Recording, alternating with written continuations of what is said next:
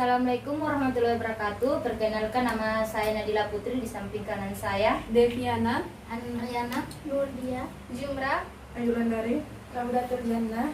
Kelas saya selaku pemateri pertama akan memaparkan definisi rekan medis.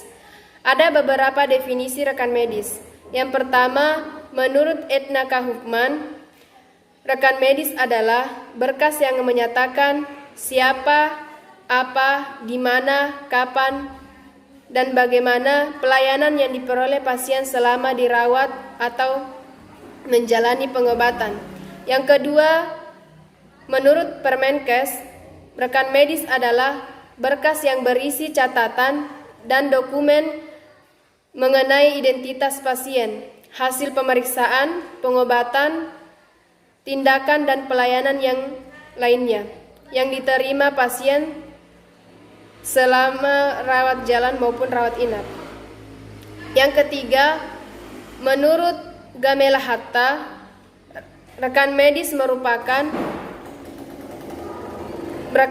merupakan kumpulan fakta kehidupan seseorang, riwayat penyakitnya, termasuk keadaan sakit, pengobatan saat ini, dan saat masa lampau, yang ditulis oleh para praktisi kesehatan.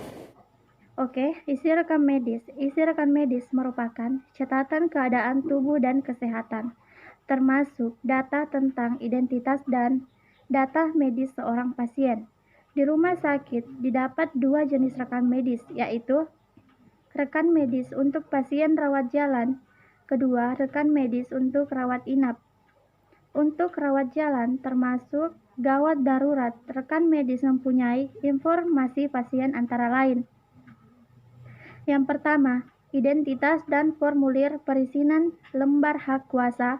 Kedua, riwayat penyakit, anamnesa tentang keluhan utama, riwayat sekarang, riwayat penyakit yang pernah diderita, riwayat keluarga tentang penyakit yang pernah diturunkan, laporan pemeriksaan fisik termasuk pemeriksaan laboratorium, foto, röntgen, scanning MRI, dan lain-lain. Diagnosa dan atau diagnosis, banding, instruksi diagnosis, dan terputik dengan tanda tangan pejabat kesehatan. Penyelenggaraan medis pada suatu sarana pelayanan kesehatan merupakan indikator mutu kesehatan dan institusi tersebut. Oleh karena itu, Departemen Kesehatan membuatkan rambu-rambu yang bernama Permenkes. Adapun bunyi Permenkes yang pertama adalah rekam medis harus dibuat dan dilengkapi setelah pasien menerima pelayanan. Hal ini dimaksudkan agar suatu pelayanan kesehatan tidak melupakan catatannya karena adanya tenggang waktu. Yang kedua, setiap pencatatan harus dibubuhi nama dan tanda tangan petugas kesehatan agar mempermudah pertanggungjawabannya. Adapun manfaat Permenkes adalah sebagai dasar pemeliharaan dan pengobatan pasien.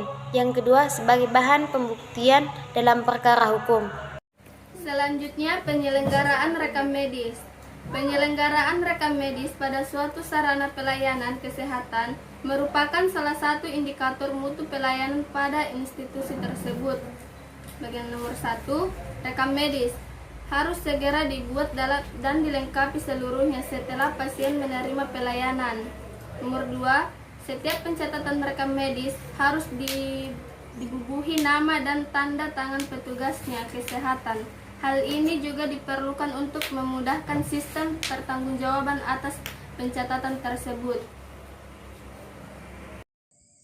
Manfaat rekam medis Permenkes nomor 749 tahun 1989 menyebutkan bahwa rekam medis memiliki beberapa manfaat, yaitu yang pertama, sebagai dasar pemeliharaan dan kesehatan dan pengobatan pasien, dan yang kedua, sebagai bahan pembuktian dalam perkara hukum, dan yang ketiga, sebagai dasar pemeliharaan kesehatan dan pengobatan pasien, dan yang keempat, sebagai bahan pembuktian dalam perkara hukum, yang kelima, bahan untuk kepentingan kepenelitian, yang keenam, sebagai dasar pemeliharaan dalam pelayanan kesehatan dan bahan kepentingan penelitian, dan yang selanjutnya sebagai dasar pembayaran biaya pelayanan kesehatan dan sebagai bahan untuk menyiapkan statistik kesehatan.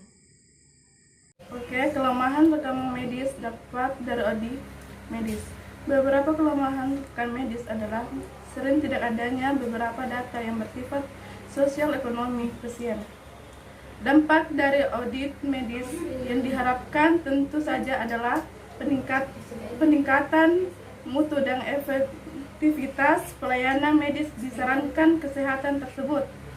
Kesimpulan dari makalah kami yaitu rekam medis merupakan bagian penting dari seluruh pelayanan kepada masyarakat. Sekian dari makalah kami, bila banyak kesalahan mohon dimaafkan. Wabillahi taufiq wal hidayah. Wassalamualaikum warahmatullahi wabarakatuh. Waalaikumsalam warahmatullahi wabarakatuh.